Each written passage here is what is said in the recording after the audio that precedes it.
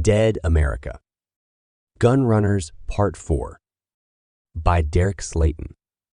Chapter 1. Day 0 plus 51. The sun hung low in the sky, casting a warm but weary light upon Cillian, as he wished for the day's end. This day, among the many trials of the ongoing zombie apocalypse, had been especially harrowing. 3 comrades, Hubbard, Wallace, and Fisher, who had started the day together, were now lost to them, victims of a relentless militia pursuing the group. To Cillian, their deaths seemed senseless when the real threat lay in the undead walking among them. Yet he couldn't deny his own hypocrisy. He had joined this expedition for vengeance against those responsible for his family's death, but now all he craved was a safe haven. But as the saying goes, you can't always get what you want. And that was especially true for Cillian. Mired deep in trouble, the dwindling convoy needed fuel, and it fell upon him to find it. Approaching a road sign that read, Grangeville, 5 miles, he pressed the throttle, aware that time was a precious commodity they couldn't afford to squander. For a few moments, he let the wind rush through his hair, attempting to clear his mind from the day's horrors. However, as the outskirts of town came into view, he snapped back to the present. Parking his bike behind some brush, he proceeded toward the town's edge. The town sprawled out before him. Not a metropolis, but certainly larger than what he had encountered recently. Cillian muttered to himself, "Damn, must be a few thousand people in this town. I gotta watch my step. We have enough going on without getting trapped." Cillian continued along the town's exterior until he spotted a 2-story building on the outskirts of downtown. With the sun disappearing behind the horizon, the diminishing light posed a challenge. Taking a knee on the roadside, he peered down the main street, catching glimpses of movement several blocks away. It was a significant amount, but he couldn't gauge the exact number. "We just need gas," he murmured. "But if this place is overrun, it's going to be more trouble than it's worth. Doesn't do us much good if we have full tanks, but get eaten. It'd be like we're doing the militia's work for them." With a sigh, he sprinted toward the 2-story building he had spotted. As he ran, he heard faint moans coming from an adjacent alley. Cillian cautiously peered around the corner, revealing an escape ladder 8 feet above the ground, with 3 zombies congregating nearby. "Why couldn't you be like your friends?" he mumbled, pondering his next move. Reaching for his cell phone, he hesitated, then put it back. If you don't get that volume just right, you're going to be swarmed. Peeking around the corner again, he noticed that all 3 creatures had their backs turned. An idea struck him. I was going to sacrifice the cell phone anyway. Cillian retrieved the phone, switched it off, and hurled it as far as he could. The phone clattered loudly in the alley, grabbing the attention of the zombies, who immediately moved away from the ladder. "Now we're talking," he muttered. Waiting for them to wander 15 yards away, Cillian took a running start, leapt up, and grabbed the ladder. Using his legs to assist, he scaled the wall and reached the rooftop in no time. As the sun fully set, a peculiar sight emerged in distance. A gathering of fires, torches being set up. "What the hell is that?" Cillian wondered aloud, keeping a low profile as he moved toward the building's far edge. He retrieved his binoculars and scanned the central part of the town. There stood a makeshift fortress, roads blocked off with cars and reinforced metal, all buildings fortified. Surrounding the fortress, hundreds of zombies lurked, drawn to the promise of fresh meat. Cillian's initial excitement waned as a dreadful thought crossed his mind. "My God, what if they're part of the militia too?" he fretted, attempting to think positively but struggling. "It's not your call," he reminded himself. "Your job is to scout the situation and report back. This is certainly one hell of a wrinkle, but the important thing right now is gas. So get moving." Cillian descended back to ground level, thankful for the absence of any creatures nearby. Benefits of having neighbors, I suppose. He continued along the town's edge, stopping at each building corner to survey the street. The story remained the same with every step. Zombies in town fixated on the center portion. As he walked, Cillian spoke to himself, trying to make sense of the situation. There can't be more than a couple thousand of those things, probably considerably less. It's been almost 2 months. Why haven't they taken them out yet? As Cillian continued his silent exploration of the town, he suddenly heard loudspeakers in the distance, followed by a piercing shriek that sent shivers down his spine. Instead of panicking, he remained still, concealed in the shadows. After a few tense moments, the shrieking ceased, replaced by the familiar strains of a catchy pop song from years past. He couldn't discern the specific tune, but it played loudly through the loudspeakers. What in the hell? They want those things here, Cillian muttered, perplexed by the situation but realizing that it likely had nothing to do with him and that he went unnoticed. Shaking off the unnerving experience, he continued his quest through the town, still pondering the enigma. I'm pretty sure that rules them out as militia. Based on what we've seen, they have more than enough firepower to take down that mob. Moving to the next street, he spotted a few zombies slowly making their way toward the music source. Cillian waited for them to pass before musing. But if you were afraid of the militia or any outside group coming to bother you, a great way to deter them from taking your stuff is to have an undead barrier around your home. He debated the idea as he navigated the streets, discarding the thought of a maximum security prison. What would be the point? It's not like the United Nations is going to file war crimes charges against you for executing your prisoners. Finally reaching the town's edge, he glimpsed a gas station a couple of blocks away, prompting cautious optimism. He approached carefully, checking each street before reaching the building. However, his hope dwindled when he discovered that all the gas pumps had their hoses and nozzles removed. Well, that's going to be a problem, Cillian lamented. Entering the store, he found empty shelves, not even health food snacks remaining from the looting. His search behind the counter for the missing hoses proved fruitless. Damn it. So close yet so far away, he sighed. As he stood in the building, a sudden metallic clang outside disrupted the music. Cillian rushed to the window, peering out to see 3 men emerging from an open manhole cover in the middle of the street. They retrieved hoses and several 5-gallon gas cans before turning their attention to the store. Rather than panicking, Cillian retreated to the back storeroom and concealed himself in the darkness, leaving the door slightly ajar. He strained to hear their voices, but the lights inside the store came on moments later. Peeking through the crack in the door, he observed 2 of the men at the front counter, punching amounts into the gas machine. They appeared as average people, dressed in jeans, overshirts, and heavy jackets, carrying sidearms as their only visible weapons. Cillian contemplated introducing himself but hesitated. What if they led him back to their camp? What if they decided to eliminate him without taking chances? Ultimately, he chose to remain silent. The lights went out after a tense 10 minutes, and he waited a while longer before emerging from hiding. Cautiously stepping outside, he looked back at the distant lights and music.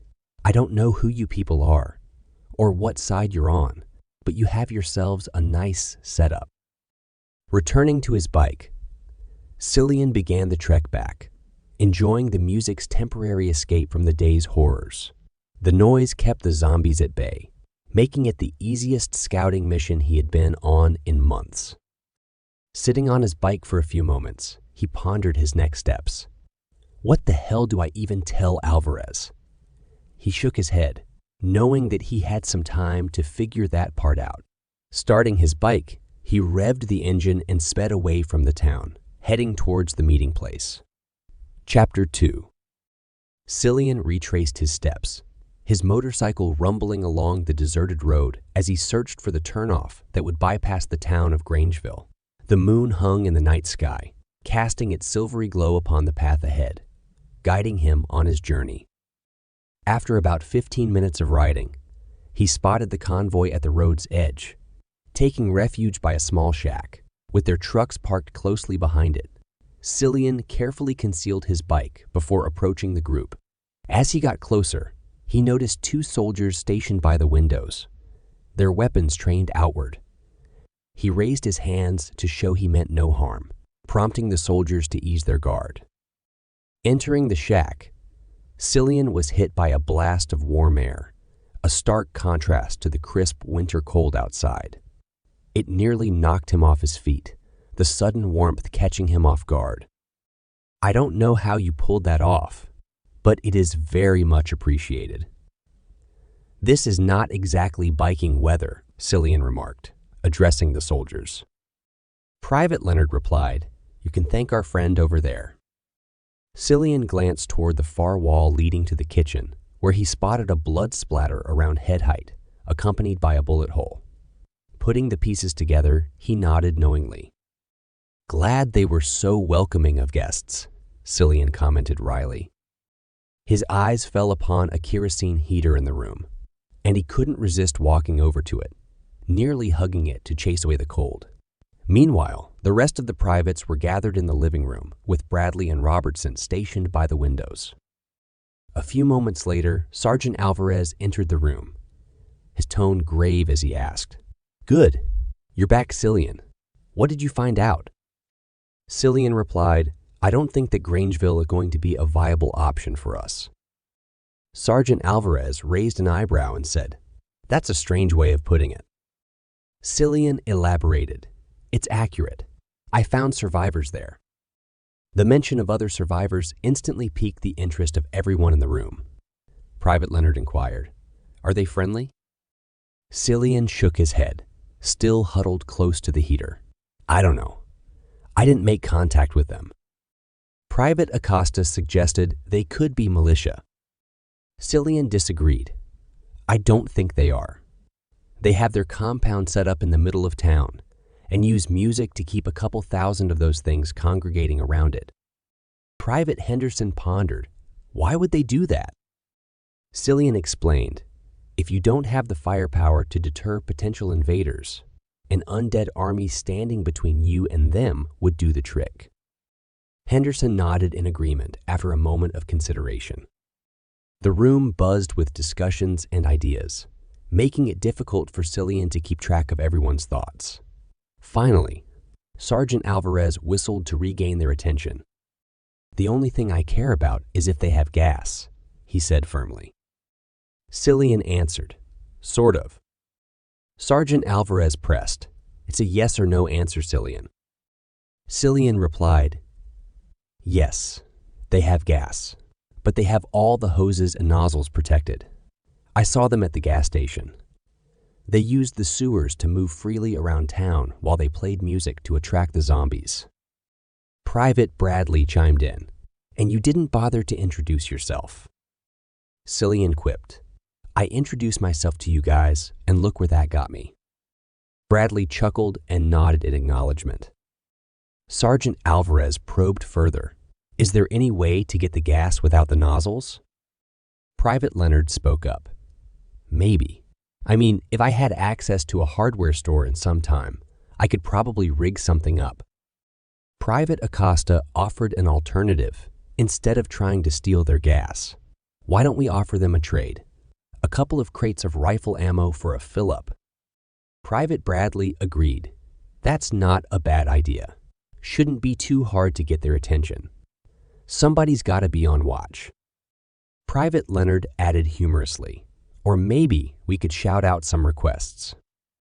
Laughter erupted among the group, but Sergeant Alvarez shook his head.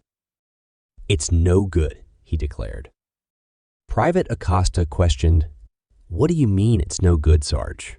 Everybody needs bullets these days." Sergeant Alvarez clarified, "I agree that the idea is sound, but just not in this case." Private Acosta persisted, "Why not?" Sergeant Alvarez explained soberly, "Because if they aren't militia and aren't currently at war with them like we are, it would be criminal of us to put a target on their backs. If they trade with us and the militia sees, we could be condemning them." A heavy silence hung in the room at the thought, and one by one, The soldiers nodded in agreement. Private Leonard remarked, "I got a lot to account for when I go to my grave. I'd rather not have the slaughter of a small town on my plate." Private Henderson added, "So what is the plan then, Sarge?" Private Bradley voiced their concern. "Yeah, we use the reserve cans. That's probably going to get us across that big-ass river to the north of us. But it's going to leave us well short of Spokane." Cillian stood up and motioned for Alvarez to follow him into the kitchen. "Do you have the map?" Cillian asked, looking at Alvarez. Alvarez nodded, producing the map and laying it on the table. Cillian located their current position on the map and traced his finger along it to the river, stopping at a small town called Lapwai, just before the river. There's a lot of activity on the river. Fishing, camping, stuff like that. So I'm betting that this little town is going to have a store," Cillian explained, setting their sights on a new destination. Alvarez gestured towards a larger town situated to the west of their current position, known as Clarkston. "What about this one?" asked Sergeant Alvarez, his voice laced with concern. Cillian squinted at Clarkston on the map.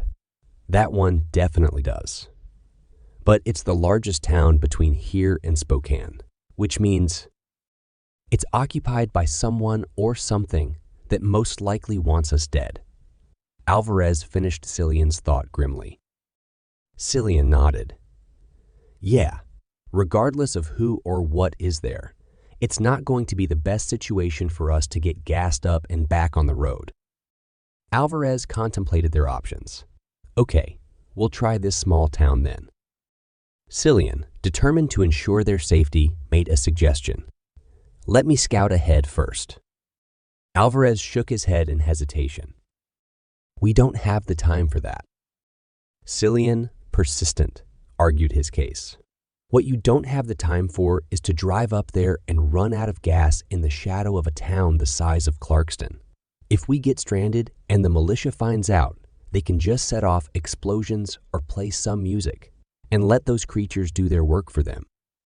After a moment of consideration, Alvarez conceded. "All right, but what if there's no gas there?"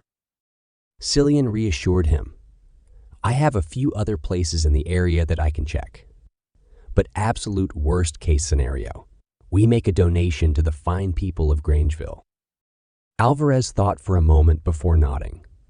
"As far as last resorts go, that's not the worst one, but it's an absolute last resort." Cillian stood up and headed towards the front door. Alvarez expressed his gratitude. "Thank you." The two men exchanged nods of appreciation as Cillian mounted his bike and sped northward.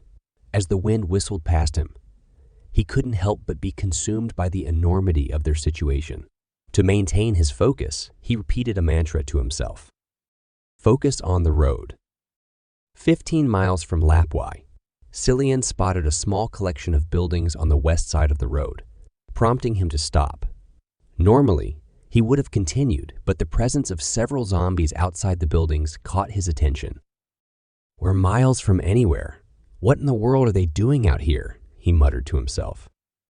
Despite the darkness, Cillian used binoculars to get a closer look. He noticed a couple of cars in the parking lot of the largest building, sparking his curiosity. His instincts urged him to move on, but he couldn't shake the feeling of paranoia. "Damn it. If I skip over this and there's an ambush, I'm not going to be able to live with myself," Cillian conceded to his own unease. Cillian parked his bike off the road and silently approached the row of buildings, staying close to their backs. As he reached a steep incline, he moved with utmost caution. The closest building was entirely dark, but the one adjacent had curtains drawn. Peering between the buildings, he spotted zombies at the far end, fixated on the front of the building, attempting to break in. Cillian moved to the back window, attempting to peer inside, but blackout curtains obstructed his view. "Just let it go, man. There's nothing here," he tried to convince himself. Yet paranoia gnawed at him. What if the militia was staging an ambush? What if he could prevent it? He knew the idea was absurd. Confronting a militiaman would likely lead to his demise. He had survived earlier encounters through sheer luck and the intervention of others. However, he needed to be sure. Cillian devised a plan, taking out his handgun and ensuring the safety was off. He tapped the glass gently, not forcefully enough to break it, but loud enough to create a resonating sound. He then smacked the back wall, emulating the actions of the creatures. Cillian pressed his back against the building, holding the gun ready in case someone inside investigated the noise.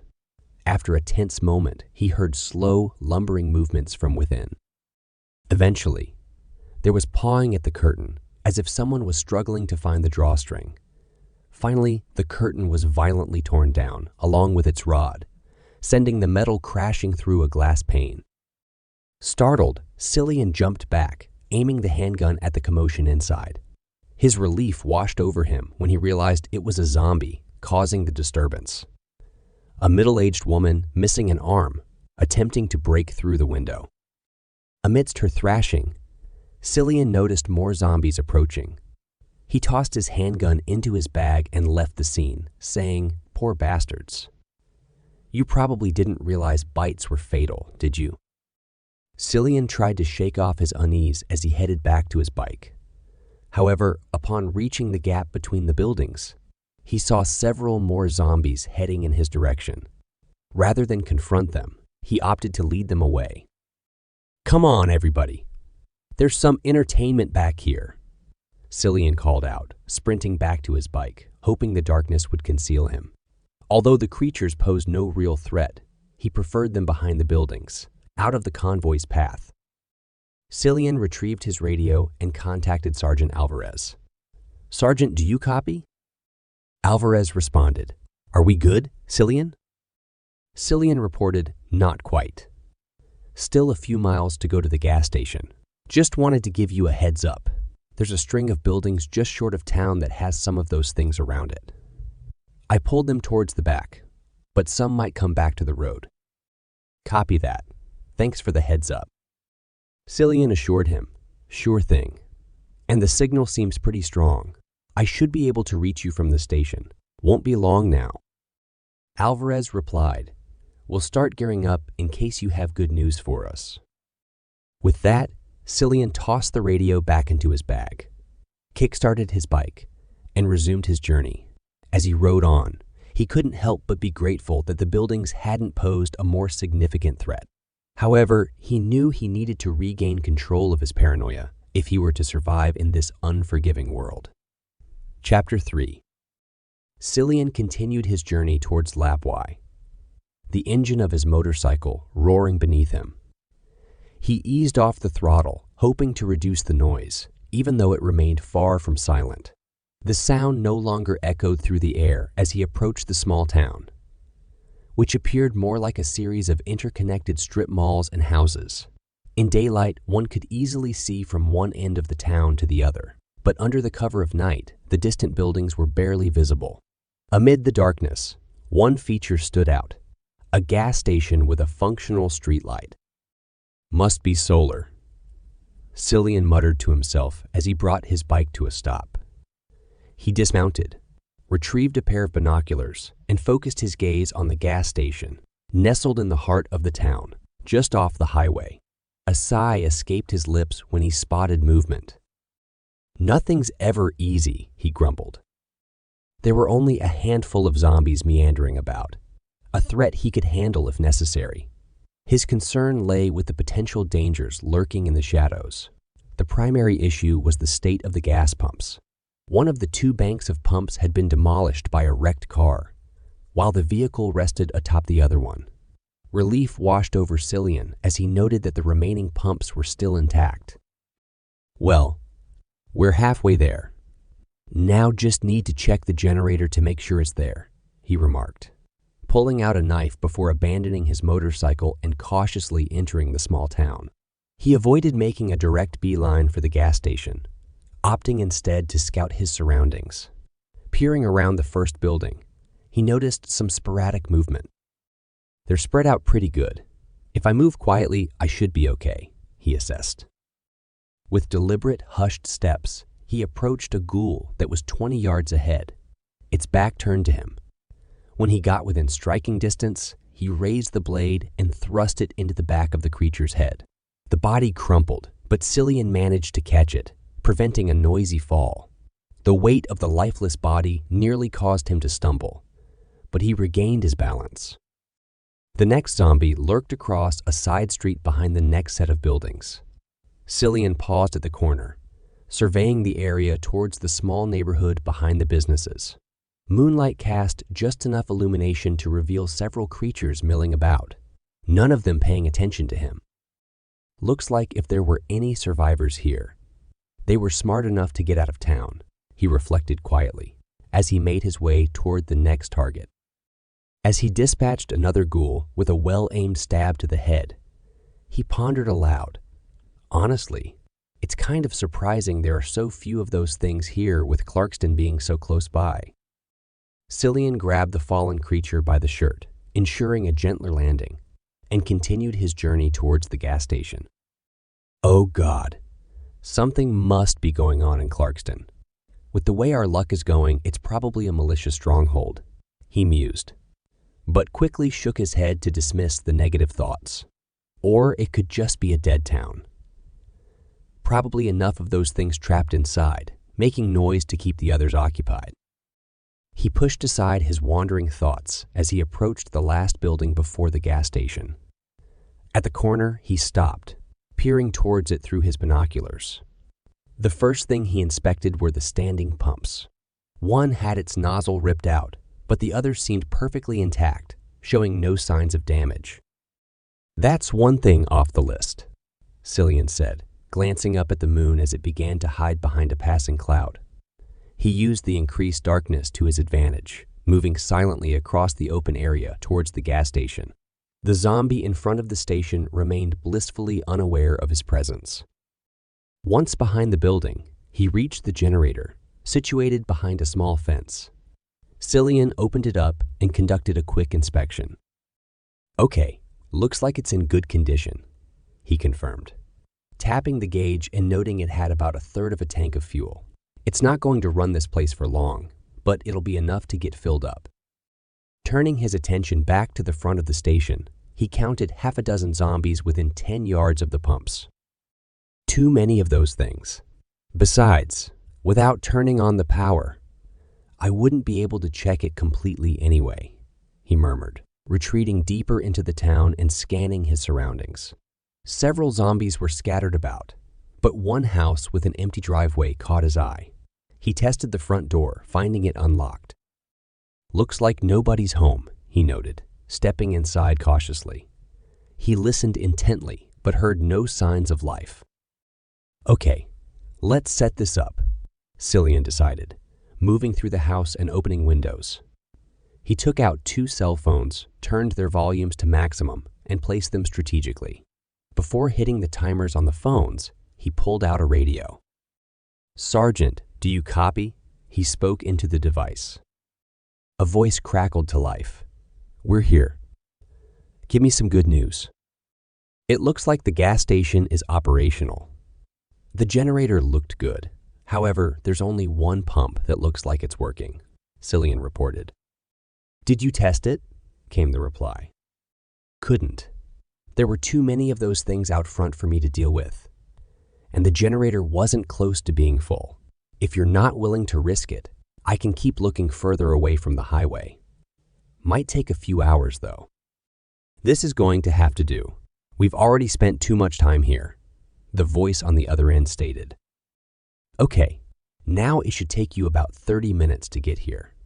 I'm further back in town and I'm setting up some alarms to draw those things away from the station. It should buy you a window to get refueled, even if you have to do it one truck at a time, Cillian suggested. Okay, you just lie low and we'll be there soon, the sergeant responded. Actually, I'm going to get across the bridge and head up the road a bit to Clarkston. Give it a once-over from a distance, Cillian added. Alvarez's concern was palpable as he hesitated before speaking through the radio. I know I can't talk you out of it. Just watch yourself, he advised with a note of worry. Cillian responded confidently. I always do. I should be back at the station by the time you get there. Copy that. We're on the way, Sergeant Alvarez acknowledged. Cillian placed the radio aside and set the alarm timer for the phones, carefully positioning them on the windowsill. With the diversion in place, he exited the house, strolling through the town, where the zombies were sufficiently dispersed for him to evade detection. Returning to his motorcycle, he decided to push it rather than starting the engine, mindful of the dim moonlight due to the clouds. There was enough distance between the gas station and the far end of the highway for him to sneak by the zombies unnoticed. Only once he was a safe distance away did he start the bike and continue his journey. The bridge lay just a few miles ahead, with sharp curves that Cillian navigated cautiously. However, he couldn't help but remember the previous bridge crossing that had been fraught with danger. This time, he scanned the area, finding no signs of movement. With a deep breath, he revved his bike's engine and sped across the bridge. The ride to Clarkston was brief, and despite the relative darkness, Cillian could sense the eerie lifelessness of the town. No lights, no smoke from fires, just an unsettling void. As he approached the bridge leading into the town, he noticed a dirt pathway leading up to a small building on a hillside. He veered off the road and ascended the path. At the summit, he found a modest building, which appeared to have served as the makeshift office for some nearby construction work. However, the absence of movement was all that mattered to Cillian. He brought his bike to a halt, providing him with a commanding view of the town across the river. He pulled out his binoculars and focused them on the bridge. To his surprise, there was no blockade on the bridge, and only a few cars obstructed the way, leaving a clear path to the town. While zombies were present, their numbers were fewer than expected, numbering only a few dozen. As he scanned further into town, he spotted the reason for the relative calm. Hundreds of creatures congregated around a few buildings on the town's outskirts. Something's holding them there. Let's hope it stays that way long enough for us to drive by, Cillian muttered to himself. His attention then shifted to a gas station that seemed fully intact. With no damage to the pumps or the building, only a handful of creatures lingered nearby. Well, if that first station doesn't work out, this one is an option. Dangerous as hell, but still an option, he noted, taking in the surrounding businesses, a warehouse, and approximating the number of ghouls near each. Cillian began formulating a plan in his mind, charting a path from the bridge to the gas station, and considering how to divert the zombie hordes away from the pumps long enough to refuel. While he recognized it was currently a mental exercise, being prepared never hurt. After several minutes of observation, he put away the binoculars and retrieved the radio. "Sergeant, are you there?" he inquired. "We're here, Cillian. Just about to the station. Where are you?" came the response from Sergeant Alvarez. Cillian replied, on an overlook taking a peek at Clarkston. Sergeant Alvarez asked, "I don't hear gunfire, so I'm guessing it's not a militia stronghold." Cillian shook his head, despite the lack of visual confirmation on the radio. "It's a dead town, Sergeant." "Could be worse, I guess." "Why don't you come on back to the station?" Alvarez suggested. On the way, Cillian acknowledged, kicking his bike back to life and descending the hill toward the others, ready to reunite at the gas station. Chapter 4. Cillian rode back toward Lapwai, his motorcycle leaning gracefully into the final turn before the town's limits. As he approached, a welcome sight greeted him. The convoy had pulled up at the gas station. He offered a friendly wave, and their response came in the form of headlights flashing in acknowledgement. To his immense relief, the zombies that had once congregated in front of the store had taken the bait. "Looks like those alarms did the trick," Cillian remarked, a smile of satisfaction spreading across his face as he admired the results of his efforts. The convoy's trucks formed a neat line by the gas pumps. Alvarez expertly parked his vehicle beside the only functional pump, while Acosta positioned hers near the roadside, facing north. Everyone except Henderson disembarked, with Henderson sliding over to the driver's side of the truck parked by the pump. Acosta, Robertson, and Leonard formed a protective perimeter, their vigilant eyes scanning the road in both directions and the empty expanse toward the river to the east. Alvarez stepped out of his vehicle, standing by the pump while Bradley hustled toward the back to start the generator. Cillian pulled up his bike and parked it by the pump. "This looks like a good find, Cillian," Sergeant Alvarez remarked, clearly impressed. "Just have to keep our fingers crossed that everything is in working order," Cillian responded, his tone reflecting cautious optimism. "Good job on pulling those things away," Alvarez acknowledged, giving credit where it was due. "It's only a couple of blocks back, so once that generator gets going, we're going to have to keep an eye on them," Cillian cautioned, highlighting the need for continued vigilance. Alvarez nodded and gestured to Robertson, signaling him to approach. Private Robertson promptly obeyed, curiosity etched on his face. "What's up, Sarge?" he inquired. "As soon as that generator gets going, we may have some unwelcome guests to our rear," Alvarez warned, his voice tinged with concern. "I'll let you know if there's trouble," Private Robertson assured, his determination evident. "Try to not fire your gun if you can help it. Those alarms were really only loud enough to reach here, and I spotted more of those things further out in town," Cillian advised. "No promises, but I'll see what I can do, kid," Private Robertson replied. Cillian and Alvarez nodded their approval as Robertson headed toward the back of the store to keep watch over their western flank. Moments later, the unmistakable rumble of the generator echoed from the rear, followed by the illumination of the store's interior and the pump. Alvarez reached for the nozzle, but Cillian motioned to take it first. "I'm running low. Do you mind if I fill up first? It's only a few gallons," Cillian requested. Alvarez nodded graciously and handed him the pump. As Cillian began filling his tank, Alvarez struck up a conversation. "So, did Clarkston really look that bad?" Alvarez inquired, curiosity evident in his voice. "Yeah, completely dead town. Not a single sign of life outside of small hordes of those things congregating around mid-sized buildings," Cillian recounted, painting a grim picture. "Probably those things trapped inside making noise, keeping the others interested," Alvarez theorized. "That's my thought," Cillian agreed.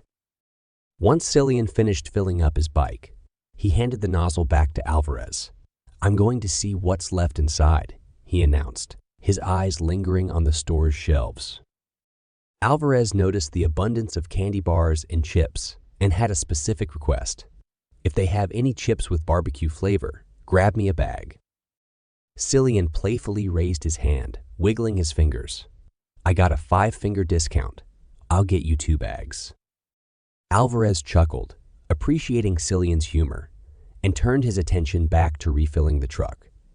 Meanwhile, Cillian walked toward the store's entrance, passing Bradley, who was coming back from the generator. "Any snack request?" Cillian asked. "As long as it has at least 50% artificial ingredients, I'm in," Bradley responded with a smile.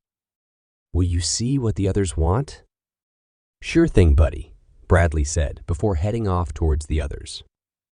Cillian reached the building, and the familiar high-pitched bell announced his arrival as he pushed the door open. "I honestly don't know how people could work all day with that thing going off every 30 seconds, Cillian mused aloud as he entered. He promptly reached up and removed the bell from the door, placing it quietly on the counter. After checking by the register for any hidden surprises, he grabbed a couple of plastic bags.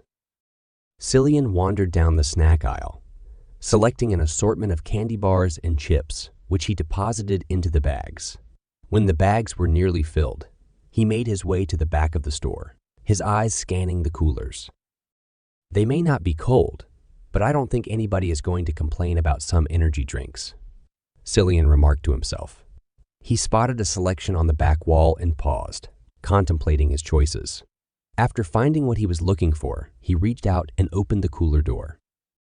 As the glass shifted position, an unexpected sight met his eyes. A face, not his own, reflected in the glass. Cillian swiftly turned to find a bearded man holding a large knife, positioned in the hallway leading to the restrooms. Their eyes locked in the glass's reflection as the man cautioned Cillian with a finger to his lips, followed by a menacing slicing motion across his throat. A silent command for silence. Cillian turned around slowly, raising his hands in a surrendering gesture, the bags of snacks still clutched in them. Fear gripped his expression as he sized up the heavily armed intruder. Fatigues, a bulletproof vest adorned with multiple magazines, an assault rifle slung over his shoulder, and a handgun holstered at his hip. However, at that moment, it was the gleaming combat knife that concerned Cillian the most. "Look, man, I have no problem sharing. I'll even give you first dibs. If you want the barbecue chips, they're all yours." Cillian spoke softly, desperation lacing his words as he hoped to diffuse the tension and keep himself alive. The man with the large knife smirked in response to Cillian's comment, his eyes shifting toward the ground. Cillian followed the man's gaze and spotted 2 empty bags of barbecue chips discarded on the floor. "Well, at least we have similar taste. Don't suppose that's enough for you to let me go." Cillian tried to negotiate, but the man remained resolute, shaking his head slowly to decline the offer. As they engaged in this silent standoff, Cillian's senses picked up movement near the front door. He raised his voice slightly, hoping to alert his comrades. "How about first choice on the drinks then?" Cillian suggested, hoping to convey his urgency. However, his words only puzzled Bradley, who had entered the store. "What the hell are you talking about, Cillian?" Bradley inquired, perplexed by the context. The militiaman, sensing a threat, swiftly reached for his handgun and drew it, intending to fire. Cillian shouted a warning and hurled the bags of food toward the intruder. "Bradley, look out!" Cillian cried out. The bag struck the militiaman just as he pulled the trigger, causing his shot to veer off course and hit the metal shelves instead. Cillian wasted no time and started running toward the front of the store. However, he paused when he saw that the militiaman had not followed him, realizing that crossing the aisle would expose him to gunfire. Cillian glanced behind him and spotted an emergency exit, aware that activating it would set off an alarm. Despite the risks, he had no other choice and dashed out the door. Moments earlier, Sergeant Alvarez had been busy filling the truck's tank when a gunshot sounded from behind him. He turned abruptly, his eyes widening as he saw Bradley bolting out of the store. "What the hell is going on?" Private Henderson inquired, his voice laced with confusion. "Get the truck started," Sergeant Alvarez commanded Henderson. "I'm on." Henderson's sentence was abruptly cut off as a bullet tore through his head, leaving a gruesome scene of brain matter and skull fragments. Alvarez, still in shock, found himself covered in the gruesome aftermath as he stood beside the open driver's side window. Before he could process what had just happened, Acosta and Leonard began shouting and firing in response to the sudden threat. "Contact east," Private Leonard announced urgently, his eyes scanning for targets. Alvarez stood there momentarily, attempting to regain his composure, while the store's alarm blared in the background. Suddenly, he saw the militiaman inside the store aiming his weapon. However, before the militiaman could fire, Bradley emerged from cover, rapidly squeezing the trigger of his rifle. The front window shattered, but the bullets missed their intended target. The militiaman retaliated, firing back at Bradley, who retreated behind a brick wall for cover. Bradley glanced at Alvarez, who was still in shock from Henderson's gruesome fate. He then broke from cover, firing his weapon into the store to provide suppressing fire. As Bradley reached Alvarez, he looked toward the cab and witnessed the horrifying sight of Henderson's lifeless body. He swiftly opened the door, grabbed Henderson's leg, and heaved him out of the cab. "I'm sorry, my friend," Bradley muttered in regret as he disposed of the deceased soldier. Bradley fired a few more shots into the store as the other 2 soldiers continued firing toward the river. Bullets whizzed back in their direction, impacting the sides of the trucks. Bradley then grabbed Alvarez by the shirt, urgently calling out, "We have to go. Get in the truck." Alvarez nodded, climbing into the truck, but staying low to avoid potential gunfire. Another bullet narrowly missed him as he motioned for Bradley to stay down. Alvarez quickly started the truck, shifted it into gear, and hit the gas as he crawled into the floorboard. Bradley, now partially behind the wheel, steered the vehicle back onto the road as bullets continued to strike the truck's exterior. Once they were in motion, Bradley leaned on the horn, hoping to alert the others who were near the second truck. To his relief, he saw them starting to move, their weapons firing from the passenger side window. It only took them a moment to catch up. Bradley slowed down, ensuring the other truck pulled up beside them before flooring the accelerator. Both trucks sped down the highway, navigating the curves with a touch of recklessness, but managing to stay on the road. As they approached the final bend, Bradley spotted the bridge up ahead. He exchanged a worried glance with Alvarez, and they both understood the unspoken decision. Words were unnecessary as Bradley pushed the accelerator to the floor, propelling the truck forward at a breakneck speed. The truck gained tremendous velocity, crossing the bridge without incident. However, upon reaching the other side, Bradley slammed on the brakes. "What the hell are you doing?" Alvarez demanded, his voice tinged with anxiety. "Cillian and Robertson are still back there," Bradley explained urgently. "We have to keep moving, soldier," Alvarez ordered. "We need to get them off our tail and give our guys a chance to get back to us," Bradley argued. "Get moving. That's an order." Bradley pointed to the gas gauge, which was barely half full. "No, we don't have enough to get to Spokane, and Acosta is running on fumes.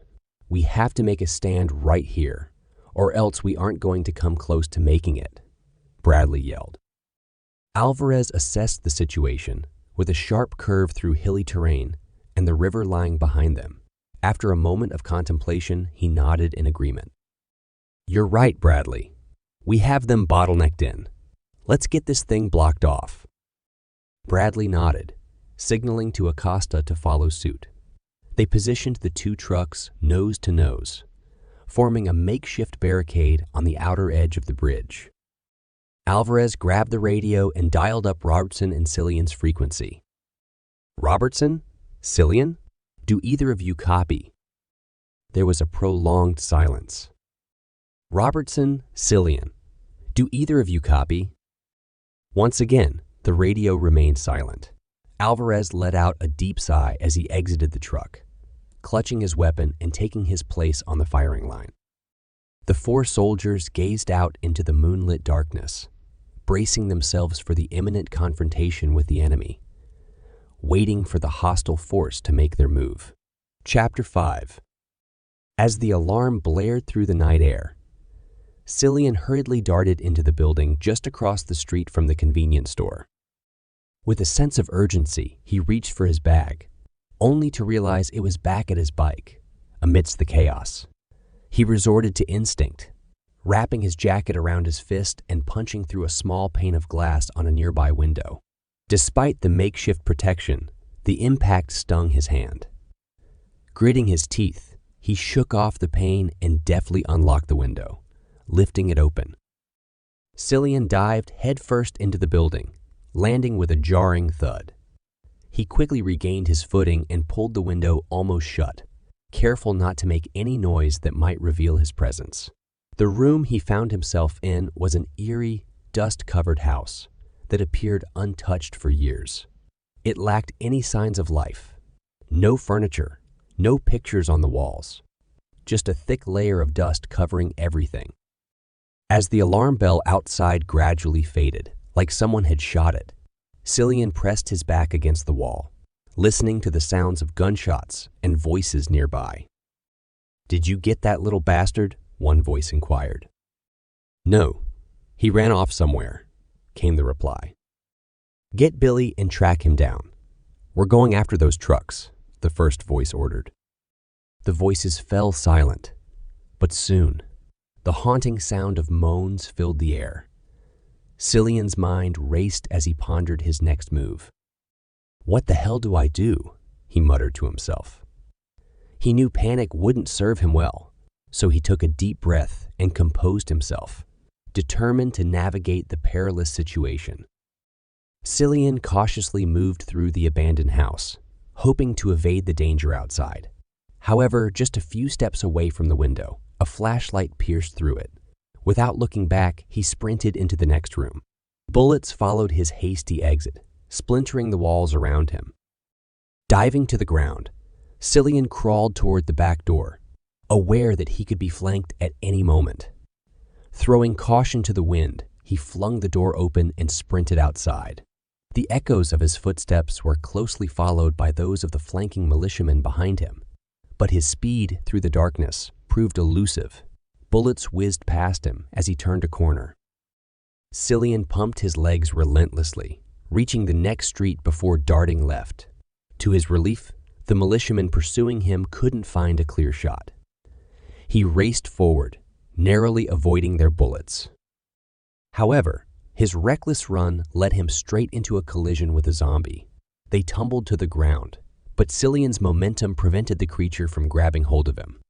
Swiftly getting to his feet, Cillian spotted a horde of zombies in the road, all fixated on him. "Son of a bitch," he cursed. With determination, he sprinted toward the nearest house, shoving aside the undead, blocking his path. One of them grabbed his arm, nearly dislocating it as he twisted free. With the bullets still flying around him, Cillian focused on the older-looking house just a few yards away. He raced toward it, aiming directly at a window. Uncertainty didn't deter him. He launched himself forward with all his might, leading with his shoulder. Surprisingly, and to his relief, he shattered through the glass. Crashing onto the floor, Cillian felt a searing pain as a large shard of glass pierced his upper arm. A yelp escaped his lips as blood gushed from the wound. He looked down, seeing the shard embedded deeply in his arm. He pulled himself up, moving quickly through the house towards the kitchen. As he passed by the dining room, rotting hands jetted out, nearly grabbing him. Cillian dropped to the ground quickly, the hands passing just above his head, the creature's momentum resulting in it smacking against the wall. He quickly scrambled on his hands and knees towards the kitchen, leaving the ghoul behind him. A moment later, he heard several shots ring out behind him, the front door shattering into pieces before being kicked in. A split second later, another shot goes off and the zombie in the hallway dropped to the ground. Cillian scrambled to his feet, frantically looking around the kitchen for a way to escape, but there was no door. Much to his dismay, the counters were completely clear, so no weapon within reach. As he stood in the kitchen, dread seeping into his mind, heavy footsteps filled the air as gunshots continued to ring out from the front door. Cillian sighed, reserved to his fate, turning to see the same man from the convenience store staring him down. "It's nothing personal, kid," the man muttered, raising his rifle. "But for what it's worth, you made it a lot further than I thought you would." Cillian, a mixture of fear and defiance, asked, "Have you been tracking me long?" "Personally, no."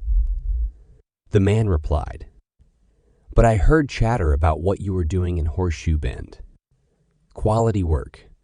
It's just a shame you're working for the other team." Cillian retorted, "What's really a shame is that we're not all working together to fight those things." "Yeah, well, you probably have a point there, but it is what it is." The man began to raise his rifle when several shots rang out. Bullets struck him in the upper torso, one tearing through his neck. Choking on his own blood, he staggered and fell to the ground. Cillian stood there, in shock, watching his potential killer meet his end. A voice from just outside the kitchen window brought him back to reality. "Cillian, are you okay, man?" asked Private Robertson. "Robertson? Yeah, I'm okay," Cillian replied. "Good. Now, where's the other guy?" Private Robertson inquired. Cillian replied, "Out front, but I don't know for how long." "Get in that pantry and hide. I'll take care of him," Private Robertson instructed. Cillian nodded in agreement with Private Robertson's instructions, entering the small, cramped pantry as instructed. Once inside, he wasted no time and firmly gripped the shard of glass still embedded in his arm. Gritting his teeth against the pain, he pulled it free, a sigh of relief escaping his lips as he set the bloody shard aside on a nearby shelf. Meanwhile, Private Robertson had his rifle raised, cautiously circling around the side of the house toward the front. The sound of gunfire on the front porch reached his ears. Suddenly, the militiaman yelled back inside to his friend. "Come on, man, you're missing all the fun," the man yelled as he dropped his magazine and began reloading. Robertson quickly emerged from cover, firing several shots towards the militiaman, though the angle was less than ideal. The bullets struck the house frame instead of their intended target, but the sudden assault startled the man, causing him to drop his magazine and retreat back into the house. "You ain't getting away from me that easy," Robertson muttered determinedly. Ignoring the slow-approaching zombies, he circled the house and reached the front, aiming his rifle straight through the front door. Although he couldn't see the militiaman, he noticed the abandoned weapon and magazine just inside the threshold. Robertson approached cautiously, ready to react at the slightest movement. Stepping into the house, he carefully swept the area, checking both directions and finding nothing in either room. He proceeded down the hallway towards the kitchen, then turned towards the dining room. Suddenly, the militiaman rushed him, wielding a knife. Robertson fired his rifle, but the man managed to deflect it with a swift motion of his arm. The private attempted to evade the attack, but the knife found its mark, embedding into his side. A sharp cry of pain escaped Robertson's lips as he headbutted the assailant on the nose. Stumbling backward, the militiaman seized Robertson's rifle, yanking it from his grasp. The weapon clattered to the floor as Robertson pulled the knife from his side and launched himself at the man. Anger fueled his actions as he swung the blade with all his might. In a tense exchange, the militiaman managed to deflect the blow, sending Robertson stumbling forward. However, he wasn't unscathed. Robertson's blade cut across the man's face, leaving both men momentarily stunned, each poised for the other's move. As they faced off, the moans of approaching zombies grew louder outside. Robertson broke the standoff, darting forward and grabbing the man around the waist. With a powerful lift, he hoisted the militiaman off his feet and slammed him to the ground. The impact left the man winded, and Robertson moved swiftly to ensure he stayed that way. Rather than aiming for a kill shot, he stabbed the man several times in the side. The man yelled in pain, his flailing arms unable to land a forceful blow on Robertson.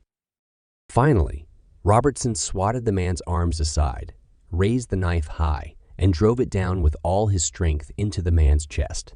Heavy breathing filled the room as Robertson watched the life drain from the man's face. When he fell silent, Robertson pulled himself up and walked towards the hallway. Glancing back at the door, he spotted several zombies approaching just a few yards away.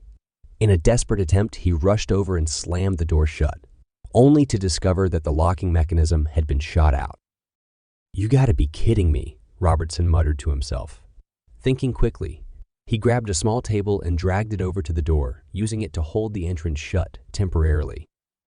He then returned to the kitchen and called out to Cillian, who emerged from the pantry, clutching his bleeding arm.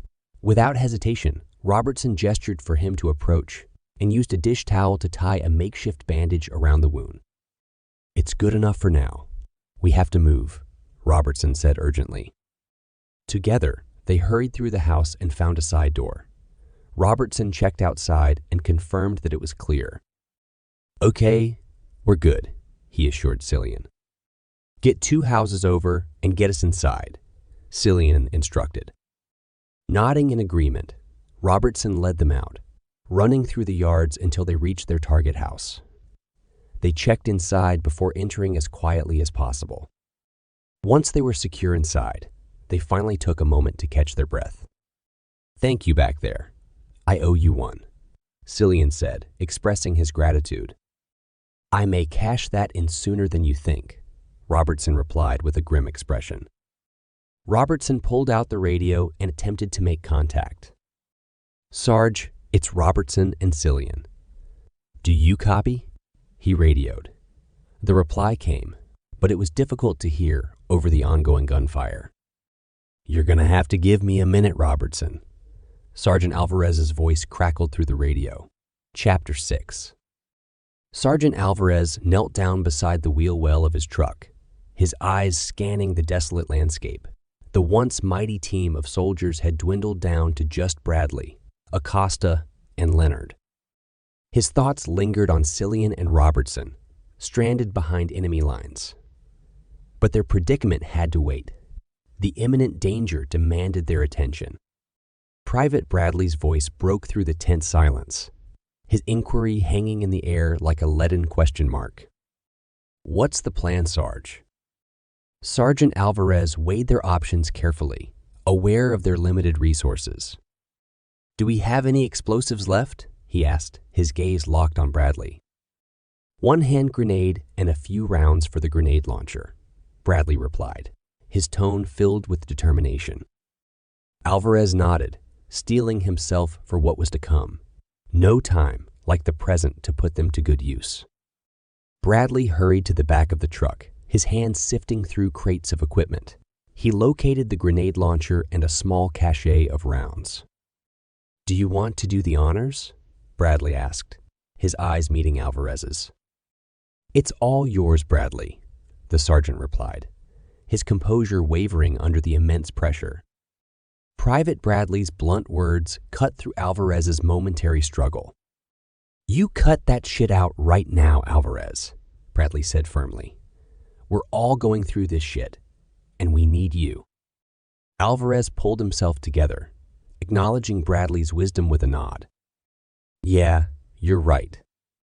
Bradley extended a helping hand, lifting the sergeant to his feet.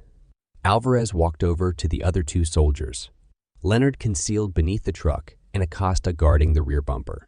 They maintained a vigilant watch over the horizon, searching for any signs of impending danger. "Anything yet?" Alvarez inquired, his voice low and tense. "Nothing," replied Private Leonard. "I know they're out there, but they're not showing their hand yet." "Okay, just keep your eyes peeled," Alvarez ordered. "They've got us on our heels, and I doubt they'll give us much time to regroup." Alvarez shifted his focus to the open space between the two trucks. His eyes locked on the distant bridge. A mere 50 yards separated them from the impending turn. But before he could speak another word, a bullet slammed into the back of the truck, perilously close to his head. "Contact! Contact!" shouted Leonard, his voice filled with urgency. He and Acosta unleashed a barrage of gunfire into the darkness. Alvarez, momentarily rattled, was checked on by Bradley. "Are you good, Sarge?"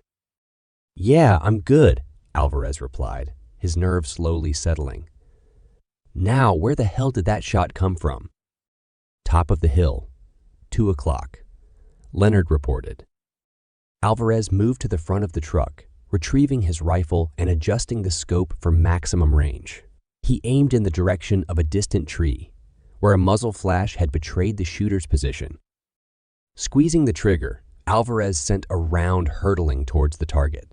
He peered through the scope, hoping for confirmation of a successful hit, but it remained elusive.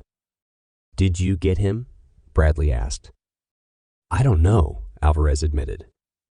Suddenly, a cacophony of gunshots erupted from the other side of the bridge, forcing Leonard to abandon his cover and seek refuge behind a wheel well. "How many?" Alvarez demanded. "A dozen at least," Leonard replied grimly. "Shit," Alvarez muttered. Bradley, emboldened by the dire situation, peeked out from behind cover. Across the river, the night was illuminated by a relentless series of muzzle flashes. Bradley's keen eyes honed in on a cluster of flashes near the bridge, where 3 muzzle flashes burned brightly together. He readied the grenade launcher. Before he could unleash the explosive, a voice crackled through the radio. "Sarge, it's Robertson and Cillian. Do you copy?" Alvarez seized the radio and bellowed, "You're going to have to give me a minute, Robertson," before placing it back on his belt. He gave Bradley an affirming nod. Bradley, now partially exposed, aimed the grenade launcher across the river. As he squeezed the trigger, the explosive projectile soared through the night air with a distinct thud. The enemy gunfire continued, relentless, but it was abruptly interrupted as the explosive device detonated. A brilliant fireball blossomed, consuming the area where the 3 muzzle flashes had emanated. "Looks like we got 3 down," Bradley reported. The barrage of enemy gunfire resumed, riddling the trucks with bullets and driving everyone back into cover. "I wonder if they think we took our only shot," Alvarez mused. "I know one way to find out," Bradley replied. As Bradley peered around the corner of the truck, preparing to fire at a cluster of militiamen, he spotted a truck hurtling towards them, its intent clear, ramming the trucks. Reacting swiftly, Bradley sprinted to the back of the truck, positioning himself between the 2 vehicles for a clearer shot. He aimed the grenade launcher, but just before he could fire, a militiaman leaped out of the speeding truck, crashing onto the pavement. The truck continued its reckless approach. Undeterred, Bradley squeezed the trigger, and the grenade struck the front of the oncoming vehicle, sending it hurtling backward in a blaze of fire. The resulting explosion illuminated the night sky in a blazing spectacle. Bradley couldn't help but admire his handiwork, but his victory was short-lived as a bullet tore through his chest. He fell back, hitting the ground with a thud. "Bradley!" Leonard cried out in alarm. Leonard and Acosta rushed over, their attempts to break Bradley's fall proving futile. Bradley landed with a sickening thud on the unforgiving pavement, and a pool of blood began to form beneath him from the exit wound. Sergeant Alvarez, driven by a surge of adrenaline, remained at the front of the truck, firing his weapon wildly towards the hills. His finger continued to pull the trigger even after it clicked empty. He finally rushed over to where Leonard and Acosta knelt beside their fallen comrade, their faces etched with a mixture of fear and helplessness. Alvarez didn't mince words as he yelled at them. "Get up and fight. If you don't, we're going to be like him." With determination in his eyes, Alvarez grabbed the grenade launcher and returned to the front of the truck while loading another round. He aimed it towards the tree where the sniper had been hiding, then pulled the trigger. An explosive projectile sailed through the air, engulfing the area in flames. But Alvarez didn't stop there. He quickly loaded another round, pointing the launcher towards the hill on the opposite side of the bridge and firing. As the explosions lit up the night, Leonard and Acosta emptied their magazines in that direction. They quickly reloaded their weapons, but the battlefield fell eerily silent. Alvarez peeked over the hood of the truck, scanning for any signs of movement, but the enemy had seemingly vanished. "Where the hell did they go?" Private Leonard wondered aloud. "They must think we have a stockpile of those grenades," Alvarez replied. "How many do we have left?" Leonard inquired. "Just one handheld," Alvarez revealed. "But they don't know that." "So what in the hell do we do, Sarge?" Private Acosta asked, her voice tinged with uncertainty. "We hold the line and see what Robertson has to say," Alvarez asserted, his gaze unwavering. Leonard and Acosta returned to their vigil, keeping watch over the river. Meanwhile, Alvarez retrieved his radio. "Robertson, you guys still with me?" he transmitted. "Yeah, Sarge," came Robertson's response. "I got Cillian here too. He's a little dinged up, but he's a tough son of a bitch, so he's gonna walk it off like a man." Alvarez's tone softened, pride evident in his voice. "That's good to hear, Robertson. Give him a pat on the back for me." "Will do, Sarge. Are you guys okay? We heard the gunfire and the explosions." "Yeah, we made a stand at the bridge. We gave them all they could handle," Alvarez explained. "I know you did. Everybody good?" Robertson inquired. Alvarez hesitated briefly, struggling with his emotions. "I don't know what you saw when shit started going down, But Henderson got taken out at the gas station. And Bradley. Alvarez's voice cracked, and he took a moment to regain his composure. Bradley was giving them hell, but took a sniper round to the chest. He didn't make it. A profound silence lingered on the radio before Robertson broke it. Did Bradley at least get to blow something up? Yeah, he took out a few of them and a truck that was about to ram us, Alvarez confirmed. Good. At least I know he went out happy, Robertson mused. Yeah, he did. So what's the play, Sarge? Do you know how many are on our side of the river? Robertson inquired. No clue, but could be up to a dozen that we know about, Alvarez replied. Do you want us to? So you can make a run for it, Robertson offered, alluding to a sacrificial diversion. Alvarez paused, fully understanding the gravity of Robertson's suggestion, essentially a suicide mission. No, we're going to figure out another way. The only thing I want you to focus on right now is getting past them and over to us. It's going to take us some time, Robertson explained. Just don't take too much time. We smacked them in the mouth pretty hard, but these assholes are relentless. It's only a matter of time before they make another run at us. Okay, Sarge, we'll get to you one way or the other. And if it's okay with you, we might take a couple of those bastards out along our way, Robertson proposed. That wouldn't hurt my feelings at all, Robertson. You two be safe and get here soon. Sarge. Yeah, Robertson. I'm not being defeatist, but if we're not there by sunup, you get on the road. If that happens, I'll make sure Cillian gets somewhere safe. Understood, Robertson. Now, get a move on. Copy that. Alvarez pocketed the radio and turned to Leonard, who was keeping a vigilant watch over the situation across the river. I'm glad they're still alive and kicking, Leonard remarked.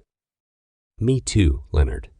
Let's hope we can all say that by the time the sun comes up. Well, if we are, we're going to have a very hard discussion. Even if we fend them off, we're going to still have next to no fuel, Leonard pointed out. Alvarez's agitation was evident as he snapped at the private. Yeah, I know, Leonard. And it's not like these are the only guys who will come for us. We've put a lot of their guys in the ground, and more keep popping up, Leonard continued. Alvarez let his emotions get the better of him, raising his voice. Yeah, I know, Leonard. One problem at a time. Right now, we just need to focus on surviving for a few hours for our friends to make it back to us. That's the only thing that matters. Leonard understood that Alvarez was under immense stress and chose not to respond to the outburst. He simply nodded and allowed the sergeant to contemplate in silence. Alvarez sat there for a moment, his gaze drifting towards Bradley's lifeless form. In his heart, he wanted to say something, but the words eluded him. All he could do was release another heavy sigh and let his mind drift in the midst of the turmoil. Chapter 7. Robertson placed the radio down beside him, his back against the wall of the small house, struggling to keep his emotions in check. Cillian, his best attempt at offering solace, leaned in. I'm really sorry about your friends, Robertson. Private Robertson took a moment to shake off his emotions and refocus on the present. I can deal with it later. Right now, we need to figure out how to get across that river. Cillian raised another concern. We also need to figure out how to get my bike. That's not a priority, Cillian, Robertson replied, shaking his head. My bag is there, Robertson. Without it, I'm practically useless. Robertson remained unconvinced. No, we're going to get as far away from that gas station as we can. Cillian opened his mouth to protest, but Robertson cut him off. Even if I have to carry you. Cillian stopped, nodding in agreement. Okay, but how are we doing this? Before Robertson could answer, they heard footsteps outside, approaching the house. Both men ducked behind furniture, out of sight. Moments later, flashlight beams pierced through the windows, their light sweeping across the room before disappearing.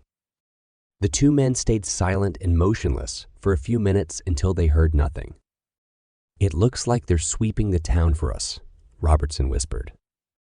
Cillian replied, "Guess they found their friends." "And if I had to guess, they probably assume you aren't alone over here," Robertson added. Cillian shot him an "I'm offended" look. "Just being realistic, buddy. Most of these guys are highly trained, and you're not exactly the warrior type." Cillian reluctantly agreed. "Yeah, fair enough. But what are we going to do?" "We move towards the river and figure it out from there," Robertson decided. The two men emerged from their cover, approaching the side of the house, gazing out towards the water. A couple of blocks of houses stood between them, and a steep incline, leading to hilly terrain. The hills were adorned with trees and rocks, and from their vantage point, they could see movements on them. "That's less than ideal. Are they setting up for another assault? Or are they setting up spotters to look for us?" Cillian inquired. "My guess is both," Robertson surmised. "Fantastic. So now what do we do? Because running to the hills doesn't seem viable," Cillian lamented. "It's still the best plan we have. We fight through them, get to the water, and cross. If we can make it to the other side of the hill, Alvarez and the others can provide cover," Robertson proposed. Cillian pointed out the obvious. Not to be a stickler for details, but the first part of your plan doesn't seem realistic, especially since only one of us is capable of putting up a real fight. "If you have a different idea, I'm all ears," Cillian, Robertson challenged. Cillian declared his alternative plan. "I'm going to go for my bike." Robertson's frustration began to show, and he spoke in a raised, hushed voice. "We've been over that, Cillian." Cillian persisted. "Yeah, but that was before we knew they were sweeping the neighborhood for us. They know we're here, which means they aren't going to be watching the highway, at least not with their full force." Robertson started to soften his stance. "Okay, let's say you get to your bike. Then what?" Cillian explained, "I ride like hell to the bridge and get across it to the others." Robertson voiced his concerns. "While they're shooting at you." Cillian retorted, "You say that as if I stay with you, they won't be shooting at me." Robertson contemplated the plan before reluctantly nodding in agreement. Cillian outlined his diversion strategy. "I'll pull their attention my way, hopefully pulling them out of the neighborhood.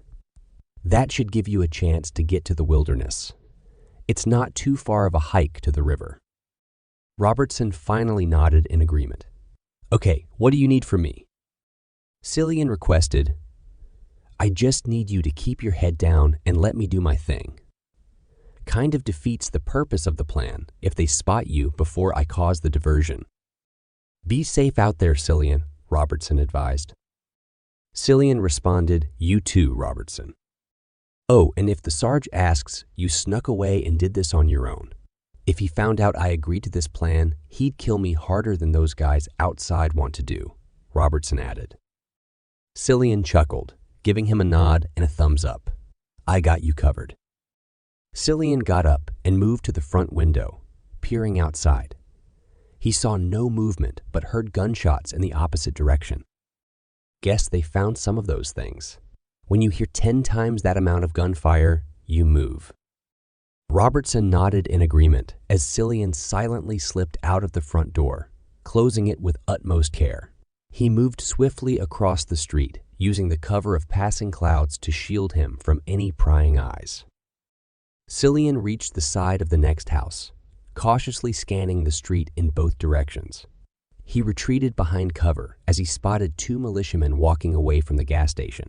Cillian knew he needed to blend in, so he matched their deliberate pace, hoping to appear as one of their own. He breathed a sigh of relief as no shots rang out.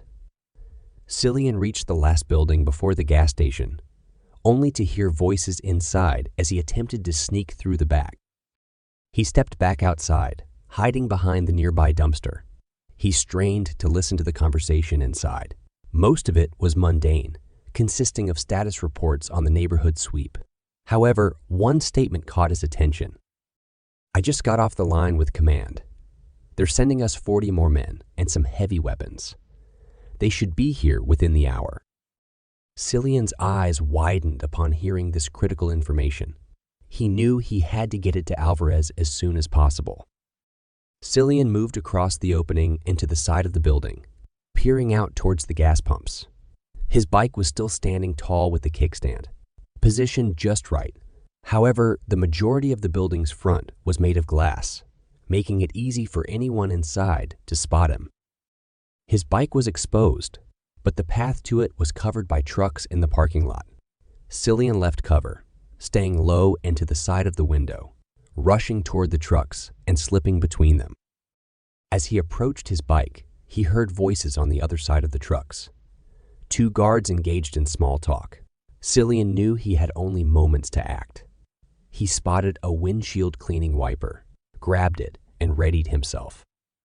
With a deep breath, he hurled the wiper as hard as he could in the opposite direction of his bike. It clattered on the road, diverting the guards' attention as they turned towards the noise. Cillian sprinted to his bike, leaped on it, and kick-started it in one fluid motion. As the engine roared to life, he throttled away from the gas station. The 2 guards behind him opened fire, but their shots missed, thanks to the darkness and distance. Moments later, headlights from a truck illuminated the scene. Cillian pushed the throttle to its limit, accelerating as fast as he could. He swerved through curves in the road, unsure of what awaited him around each bend. He encountered little resistance until he approached the bridge. Muzzle flashes erupted from the hills on both sides, and bullets whizzed dangerously close. One hit the handlebars, causing him to momentarily lose control, but managed to keep the bike upright. Cillian reached the bridge, crossing it at breakneck speed and narrowly avoiding a destroyed truck. Up ahead, 2 transport trucks were blocking the road, with 3 soldiers standing behind them, opening fire. Bullets struck the road and the trucks, but slowing down was not an option. Cillian let out a scream as he neared the trucks, aligning himself with the center of one and laying the bike down, skidding across the pavement. His jeans tore, taking skin with them as his leg was pinned under the bike. Despite the pain, it was a successful maneuver, and Cillian and the bike slid beneath the truck. As he came to a stop, the soldiers continued firing towards the other side of the bridge. They breathed a sigh of relief as the pursuing truck stopped and retreated back around the curve. Alvarez rushed over to Cillian, helping move the bike off him. "Holy hell, man, are you okay?" Alvarez asked, concern in his eyes. Cillian winced in pain, examining his leg, which was badly scraped. "Yeah, I'm good. That's gonna sting like hell, though," Cillian replied. Alvarez assisted Cillian to his feet. "Where's Robertson?" Alvarez inquired. Cillian pointed toward the hills. "Fighting his way towards us. I pulled their attention my way to give him a chance," Cillian explained.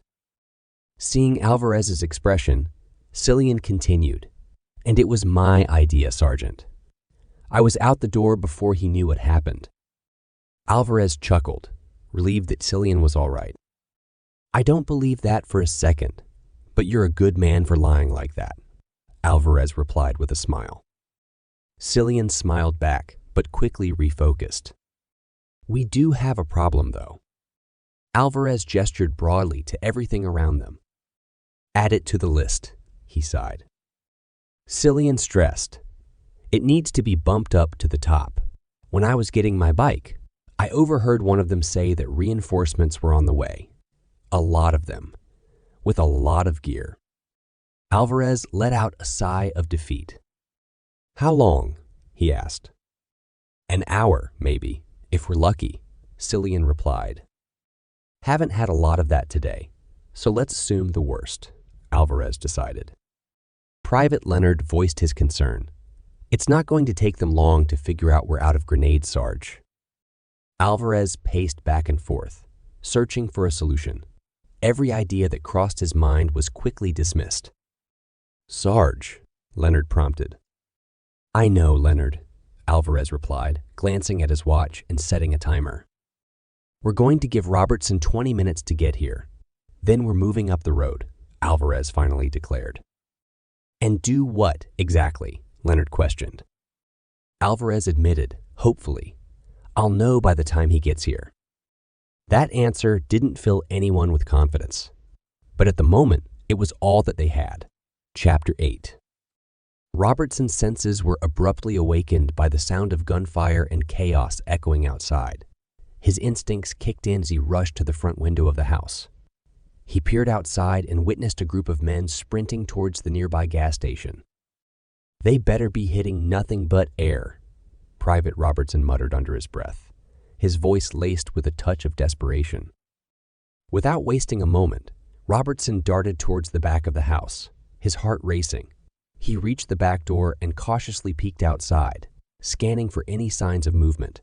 When he saw no immediate threats, he made his move, stepping out and breaking into a sprint towards the rear of the town. Gunfire continued to erupt behind him, a relentless symphony of danger. Robertson's gaze shifted upwards towards the hills that loomed over the town. There, he spotted several muzzle flashes, but to his relief, they were firing in a different direction, toward the highway, and not at him.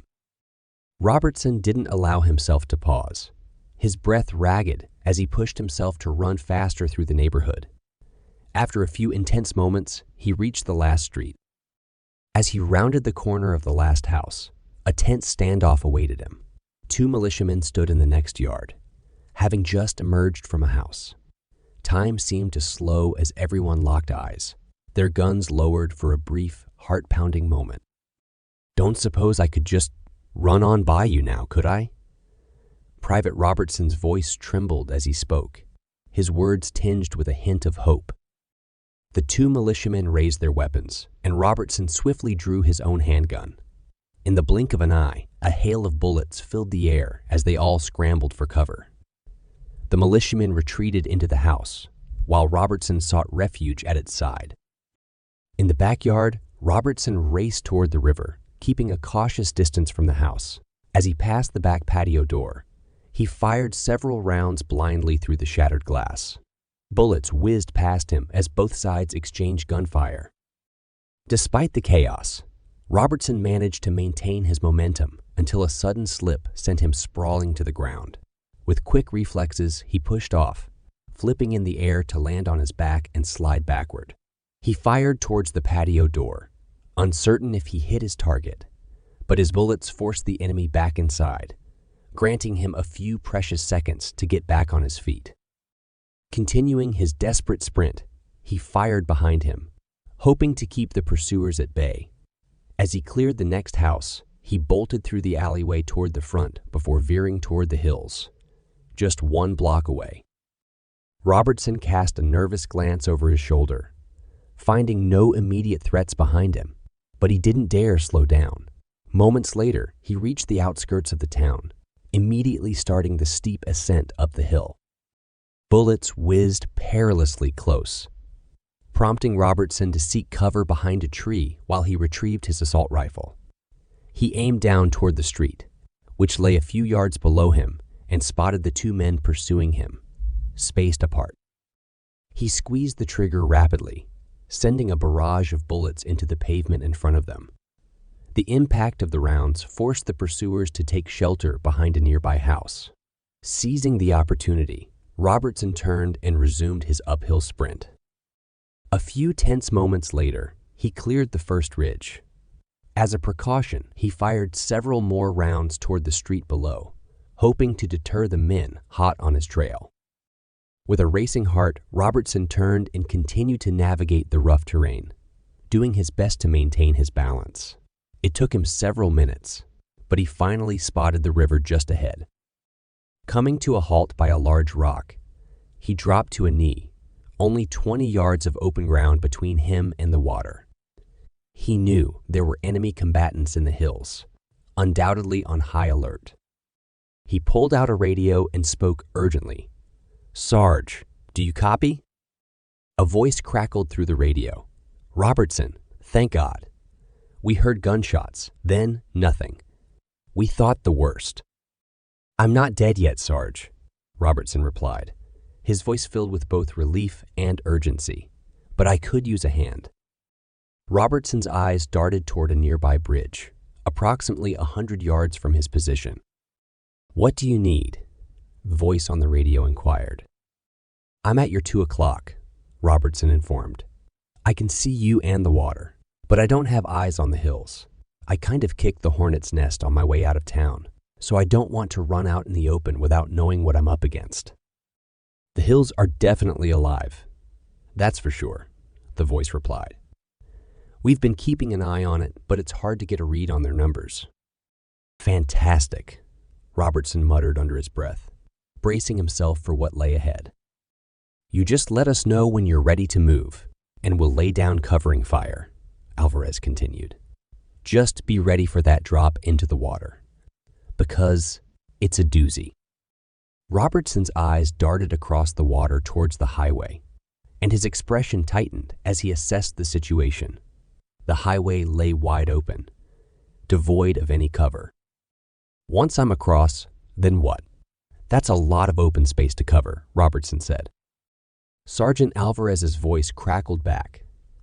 Just get downriver a bit and hang tight. We're going to be moving in a few minutes.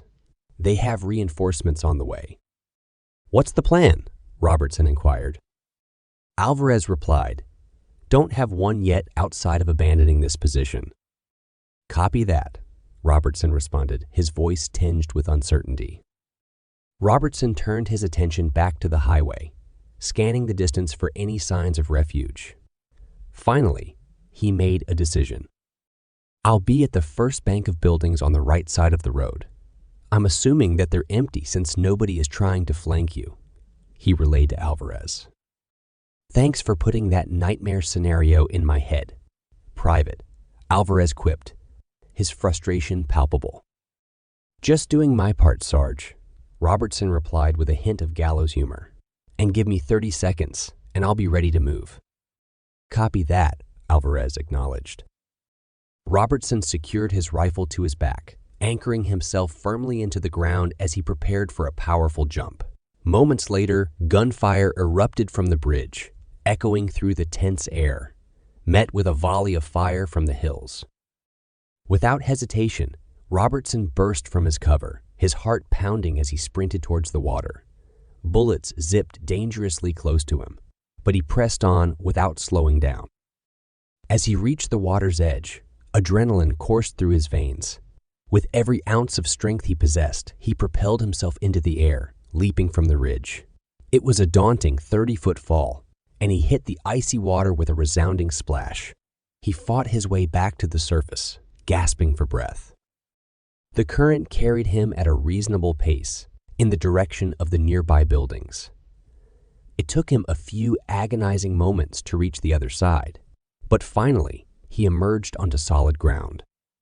As he pulled himself out of the water, shivers racked his body, and he glanced back at the bridge, now eerily quiet, with the muzzle flashes gone. Pulling out his radio, Robertson communicated, I'm across, Sarge. I'll be ready to move when you get here. Copy that, Robertson. Get warm, and we'll be there soon, Alvarez responded. Alvarez returned his focus to the remnants of his squad. 2 soldiers kept their aim on the bridge, while Cillian directed his attention toward the sergeant. Private Leonard voiced the concern that had been lingering in the air. Okay, Sarge, we got Robertson to safety. Now, what in the hell are we going to do? A heavy silence settled among them, each soldier contemplating the dire circumstances they found themselves in. Finally, Private Acosta spoke up. We have to blow the load, Acosta declared, determination in her voice. Sergeant Alvarez reacted with a visceral resistance. Absolutely not, Private. We are going to deliver this ammo to Spokane or die trying. Acosta pressed her point. I'm all for that, Sarge. How, though? We have half a tank of gas in one truck and are running on fumes with the other one. They have reinforcements that are going to be on us in half an hour. Alvarez was visibly frustrated, knowing he didn't have a good answer to the dilemma. His hopefulness remained the only thing propelling him forward. Private Leonard saw this internal struggle and intervened. "She's right, Sarge. Detonating the payload is a horrible outcome, but it's a lot better than letting them get a hold of it. They're already well armed, and allowing that to happen would make the fight against them unwinnable." Alvarez continued to grapple with the situation in his mind, torn between the grim choices before him. Private Acosta emphasized the urgency. "Sarge, we are out of time. If we're going to do it, we need to start setting it up now." Alvarez finally relented. "Okay, start setting it up." It was a somber moment, and though none of them were happy with the decision, the two privates were relieved that Alvarez had come around. However, before they could begin preparations for detonation, Cillian spoke up. "Wait, no, that's not the way." Alvarez questioned, "What do you mean, Cillian?" Cillian explained, "There's a gas station in Clarkston, but it's surrounded by those things."